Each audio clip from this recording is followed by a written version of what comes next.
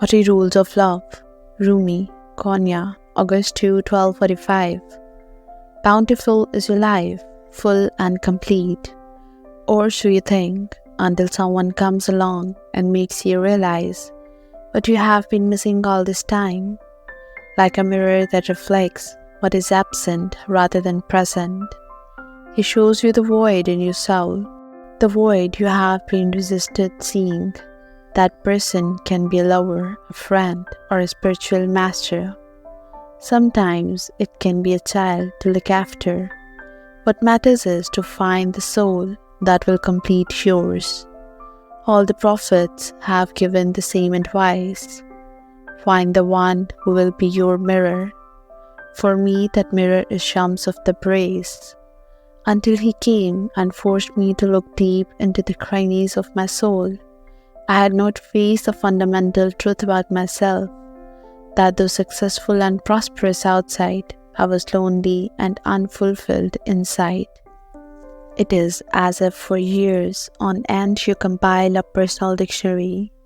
In it you give your definition of every concept that matters to you, such as truth, happiness, or beauty.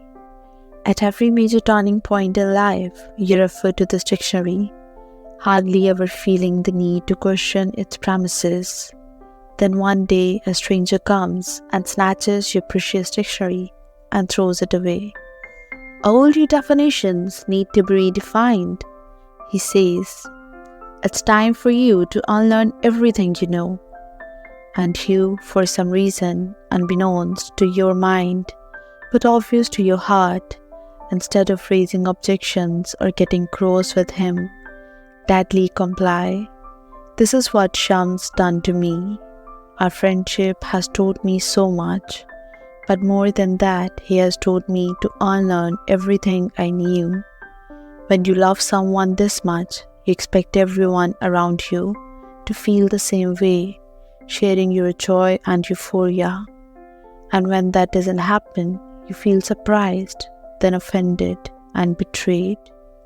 How could I possibly make my family and friends see what I see? How could I describe the indescribable?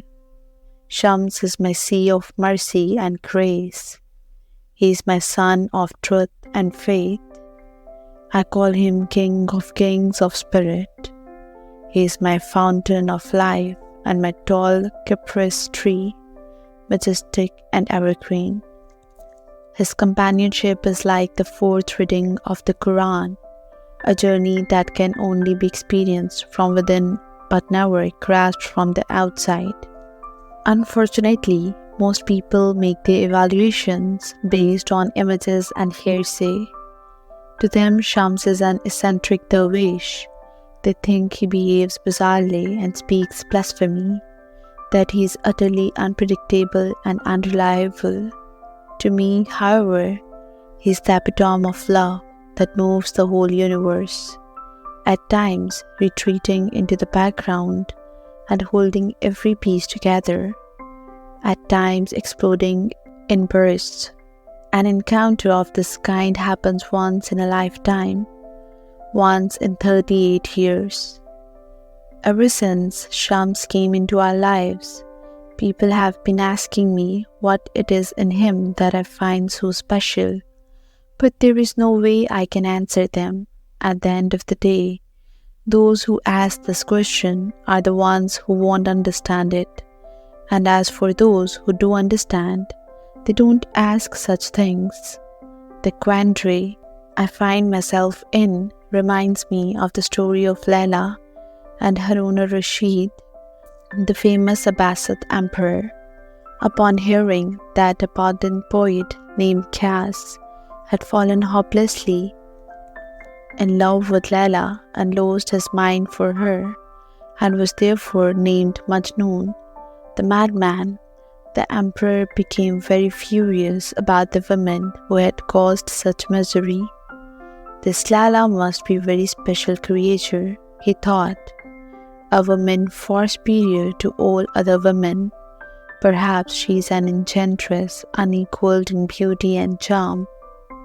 Excited, intrigued, he played every trick in the book to find a way to see Layla with his own eyes.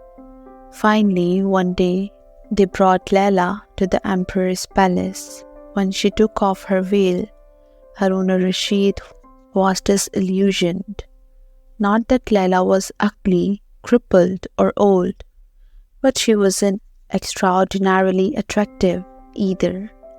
She was a human being with ordinary human needs and several defects, a simple woman, like countless others. The emperor did not hide his disappointment. "Are you the one Majnun has been crazy about? Why, you look so ordinary. What is so special about you?" Layla broke into a smile. "Yes, I am Layla, but you're not Majnun," she answered. "You have to see me with the eyes of Majnun. Otherwise, you could never solve this mystery called love.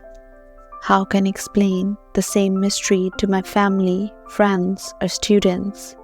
How can I make them understand that for them to grasp what is so special about Shams of Tabriz, they have to start looking at him with the eyes of Majnun? Is there a way to grasp what love means without becoming a lover first? Love cannot be explained.